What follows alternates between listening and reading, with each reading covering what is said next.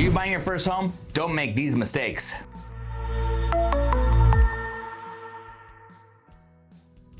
Hey, Jordan Matin here, and we work with so many first-time home buyers, but I want to make sure you know some of the basic misunderstandings and mistakes that some buyers can make when buying their first home.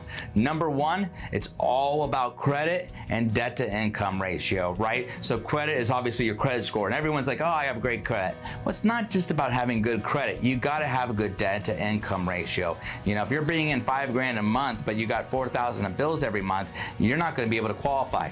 Now, why is this important? You may already know this. It's important because I see so many buyers that are pending and about to buy a property, but you know what would go great with that house? A new car, or maybe new appliances, or maybe they want to put on all these remodeling pieces or start buying furniture.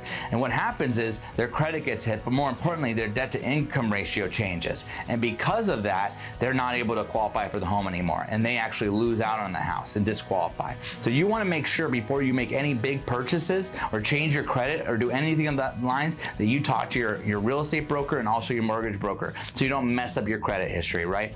Another thing I see all the time is people looking at houses and they don't see past what is already there, right?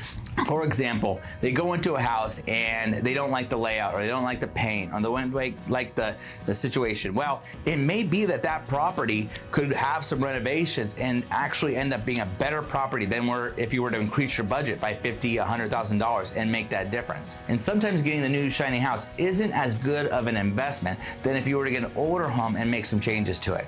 Now, I'm not saying that you want to do major renovations, but a lot of the times you can tweak older homes and fix them up to make them better and get a better property in general while keeping your budget down. So definitely something you want to kind of look through and talk to a realtor and have them look through the property and see how they would improve it. Finally, I do see so many buyers and sellers that want to work with a family member or a friend or someone they met online, and that's awesome, right? And we love repeat and referral business here. But make sure whoever you hire is part of a bigger organization and does a lot of home sales. You know, here at Matin Real Estate, we do hundreds of homes a year. People partner with us because of our experience, right?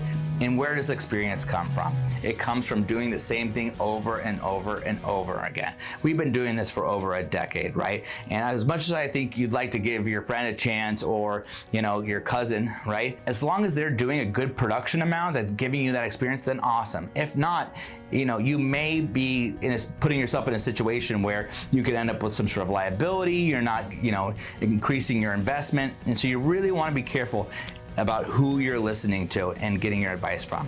It's a really critical, and I've had to help people get out of situations that they've been put in with past realtors. That said, there's a lot of phenomenal brokers out there. We just think we're the best here. So if you have any questions on where you're planning on going next, reach out. Love to help you in that process.